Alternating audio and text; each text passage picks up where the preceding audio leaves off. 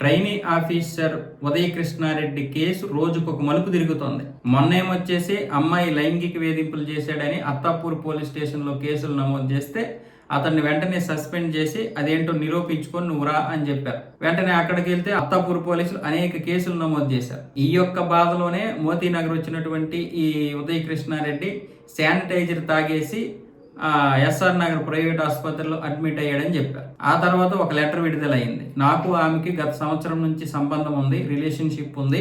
ఆ తర్వాత జరిగినటువంటి పరిణామాలు ఏమయ్యాయో తెలియదు. ఆవిడ వేరే అతన్ని పెళ్లి చేసుకుని వెళ్ళిపోయింది. మళ్ళీ నా రూమ్కి వచ్చింది, మేము మళ్ళీ కలిసి ఉన్నామన్న విధంగా మాట్లాడాడు. ఆ యొక్క లెటర్లో తెలిపాడు. దీని గురించి పోలీసులు ఎంక్వైరీ చేస్తే ఇప్పుడేం తెలిసింది అంటే అసలు శానిటైజరే తాగలేదు, శానిటైజర్ కాకుండా మద్యం తాగాడు అని ఇప్పుడు పోలీసులు నిజం నిగ్గు తేల్చారు.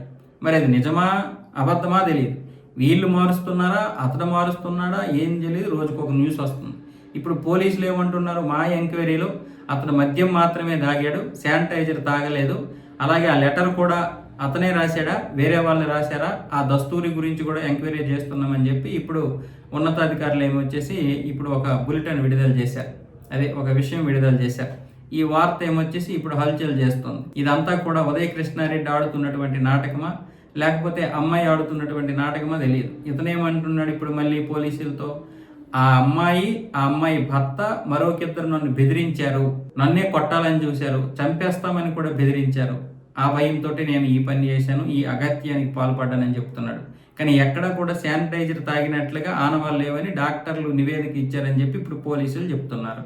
ఏం జరిగిందో తెలియదు. ప్రకాశం జిల్లాకు చెందినటువంటి ఇతడు చాలా కష్టపడి తల్లిదండ్రులు కోల్పోయినా నాన్నమ్మ కష్టంతో పెరిగి తను కూడా కూరగాయలు అవి ఇవి అమ్ముకొని కానిస్టేబుల్ అయ్యి 2013లో ఒక ఎస్ఐ అవమానించాడని చెప్పి 2018లో ఐపీఎస్ 360 ర్యాంక్ సాధించి ఐపీఎస్ అయ్యాడు. ఇప్పుడు ట్రైనింగ్ తీసుకుంటున్నాడు. మరి ఇలాంటి పరిస్థితుల్లో మళ్ళీ ఈ లైంగిక వేధింపులు అని చెప్పి ఈవిడతో ఇలాంటి ఇవి జరిగింది. కనుక వాస్తవంగా అమ్మాయికి ఇతనికి ఖచ్చితంగా సంబంధాలు అయితే ఉన్నాయి. ఏ సంబంధం లేకుండా ఇతన్ని మాత్రం ఎందుకు టార్గెట్ చేస్తుంది?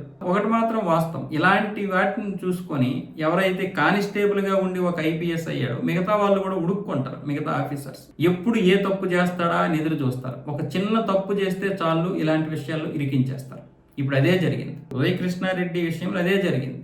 ఆ రోజు ఎస్ఐ అవమానించడని ఐపీఎస్ సాధిస్తే ఊరుకుంటారా? మనలాంటి వాడు కానిస్టేబుల్గా ఉన్నటువంటి వ్యక్తి వెంటనే ఐపీఎస్ అయిపోయి మన మీద అధికారిగా వస్తే ఊరుకుంటారా? వాళ్ళ మీదే అధికారిగా వస్తాడో రాడు తర్వాత సంగతి. రేపు పొద్దున్న ఎప్పుడైనా ఎదురైతే సెల్యూట్ చేయాలిగా. ఇలాంటివి కొంచెం మనసులో పెట్టుకుంటారు ఒక్కొక్కరు. బహుశా అలా కూడా జరగవచ్చు. అలాగని ఇతడు తప్పు లేదని మాత్రం మనం చెప్పలేం. ఈ పరిణామాలన్నీ చూస్తే ఇందులో దూరింది కూడా అతనే. అంతా సవ్యంగా సాగిపోద్ది అనుకున్నాడు, తీరా చూస్తే అంత రివర్స్ అయిపోయింది.